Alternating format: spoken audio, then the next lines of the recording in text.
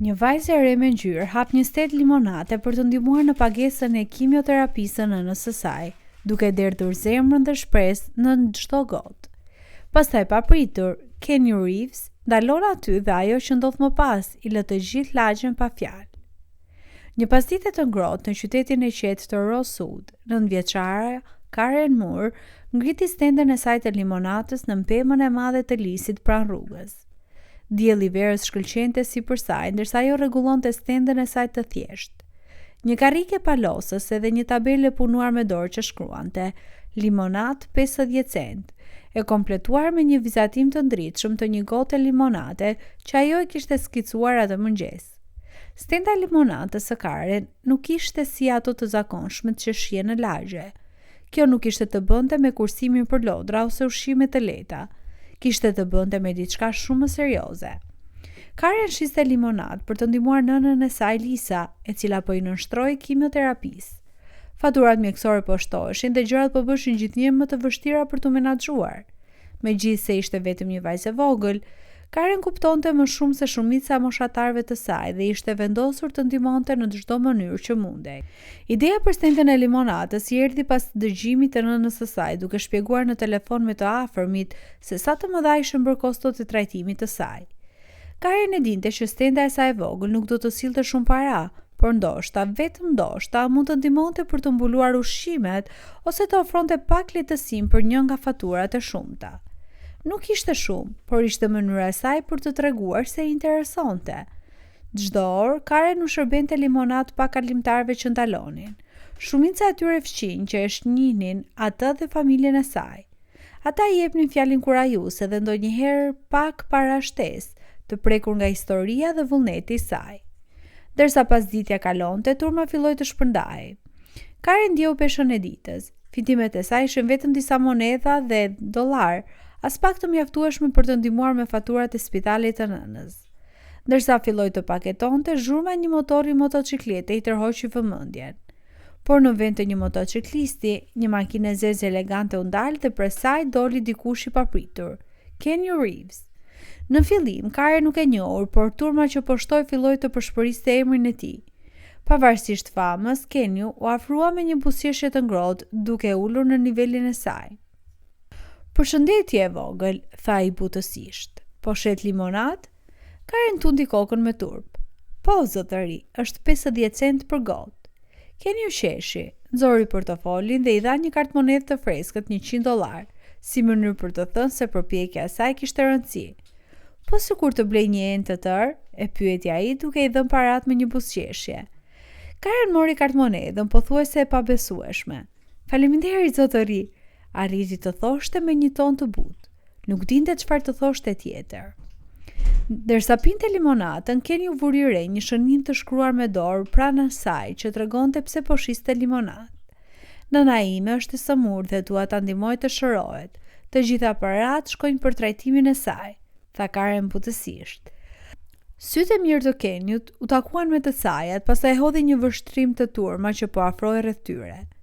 "Ajo që po bën është e jashtëzakonshme, Karen", tha ai. "Shumica e fëmijëve as nuk do ta mendonin të bënin diçka të tillë." Duke i drejtuar turmës, ai ngriti zërin. "Le të tregojmë mbështetjen tonë për Karen. Ajo po punon shumë për nënën e saj." Turma ju përgjigj me ngrohtësi. Një nga një ato u afruan duke paguar shumë më tepër se 50 cent. Disa dhanë $10, $20, madje edhe më shumë. Brenda pak minutash, gota e Karen u mbush me donacione. Kenny u qëndroi pranë saj gjatë gjithë kohës, duke ndihmuar të shërbente limonadë dhe duke u siguruar që ajo të ndihej mbështetur në çdo hap. Ndërsa lajmi u përhap nëpër lagje, gjithnjë më shumë njerëz erdhën. Kenny u tërhoq për të bërë një telefonatë të qetë. Kur u kthye, fytyra e tij ishte me një buzëqeshje të ngrohtë. "Karen, nuk do të duhet të kalosh këtë e vetme më", përshpëriti ai. "Kam telefonuar disa njerëz që mund të të ndihmojnë me kostot e trajtimit të nënës tënde." Sytë e Karen u ndriçua. "Kjo do të thotë që nëna ime do të shërohet?" "Po", tundi kokën Kenny. "Ajo do të marrë trajtimin që i nevojitet, ajo që ke bërë sot është shamanitshme." E mbigarkuar, Karen vrapoi rreth tavolinës dhe përqafoi fort. Heshtja e saj ishte duke thënë më shumë se fjalë. Turma broriti dhe u përlot, e prekur nga momenti i përzemërt. Kenny u qëndroi gjithë pasditen duke dëgjuar ndërsa Karen dante histori për forcën e nënës së saj. Ai kujtoi asaj se sa me fat ishte nëna që kishte një vajzë kaq të guximshme dhe të përkushtuar. Në ditët që pasuan, historia e Karen u përhap në të gjithë vendin. Media dhe rrjetet sociale morën atë dhe donacionet dhe letrat filluan të vërshonin. Ajo u bë një simbol i shpresës dhe dashurisë në komunitetin e saj edhe shumë më gjerë. Një dëshmi se dashuria dhe këmbgulja në çdo moshë mund të lëvizë male.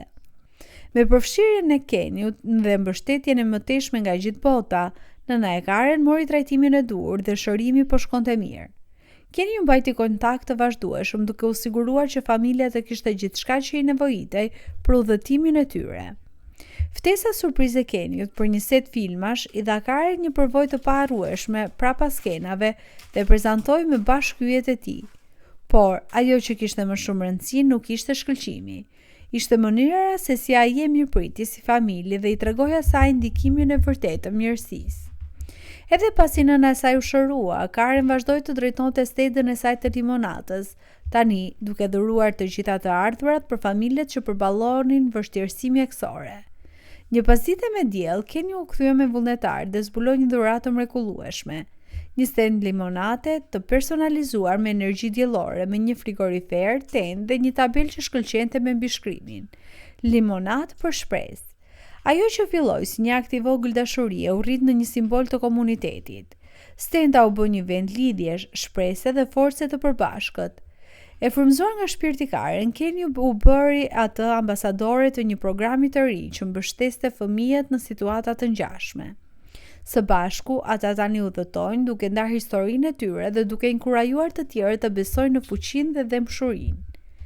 Por në turmat më të mëdha, Karen ndjeu fuqinë e zërit të saj. Një lëvizje kishte lindur nga ajo që fillimisht ishte një përpjekje dëshpëruar për të shpëtuar nënën e saj.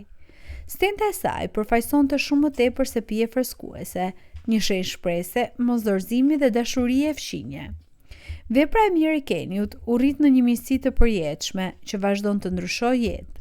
Shumë vite më vonë, Karen përdori përvojën e saj për të themeluar Karen's Hope, një organizatë joftëpruese që ofron mbështetje financiare dhe emocionale për familjet që përballen me çështje të ndryshme mjekësore. Çdo verë, ajo vazhdonte të drejtonte stendën e saj të limonatës, e cila u bë një ngjarje komunitare shumë e njohur, kur njerëzit mbriteshin jo vetëm për të bler limonadë, por edhe për të festuar një histori të përbashkët të kapërcimit të kohërave të vështira. Karen ka reflektuar për këtë gjë shumë herë gjatë fjalimeve publike. Madhësia e veprimit tënd nuk ka rëndësi, është dashuria pas tij që krijon ndryshimin. Unë fillova me vetëm një stend limonate, por me shpresë dhe mbështetje ndërtuam diçka shumë më të madhe se sa mund të kisha ndërruar.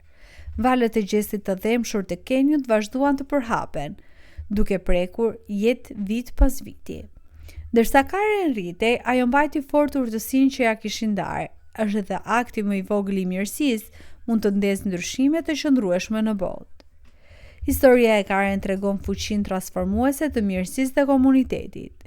Ajo që filloi si një përpjekje e dëshpëruar e një fëmije të pafajshëm për të ndihmuar nënën e saj të sëmurë, lulëzoi në diçka shumë më të madhe, një shembull i shkëlqyer se si aktet e vogla të dashurisë mund të valëzojnë në mënyrat më të papritura.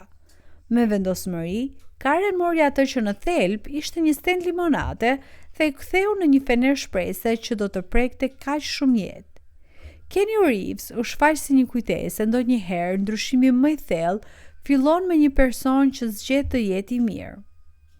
Akti i tij spontan i bujarisë bëri më shumë se sa të ofronte lehtësim financiar të nevojshëm. I kujtoi një familje në vështirësi se nuk ishin vetëm. Ai momenti vetëm i mirësisë ndezi diçka më të madhe duke frymëzuar një komunitet të tërë të bashkohej. Ajo që filloi si një gjest i dëmshur u rrit në një lëvizje, duke prekur jetë shumë për te asaj familje dhe duke lënë një trashëgimi që do të rezononte për breza. Historia e Karen zbulon një të vërtet të fuqishme. Mosha dhe rrethanat nuk përcaktojnë aftësinë tonë për të bërë një ndryshim. Ajo na tregon se shpirti njerëzor mund të ngrihen mbi sfidat më të vështira, dhe se në momentet e vështirësive të gjithë kemi fuqinë të ngrejmë njëri tjetrin. Udhëtimi i saj është një thirrje e butë për të reflektuar. Për kë mund të jemi ne sot, shkëndija e shpresës? Është një kujtim se çdo buzëqeshje që ndajmë, çdo akt i vogël mirësie, ka fuqinë të prek jetë në mënyra që mund të mos i kuptojmë kurrë plotësisht. Mbi të gjitha, udhëtimi i Karen është një dëshmi e përzemërt për gjërat e mrekullueshme që mund të ndodhin kur shpresa, dashuria dhe forca e komunitetit bashkohen.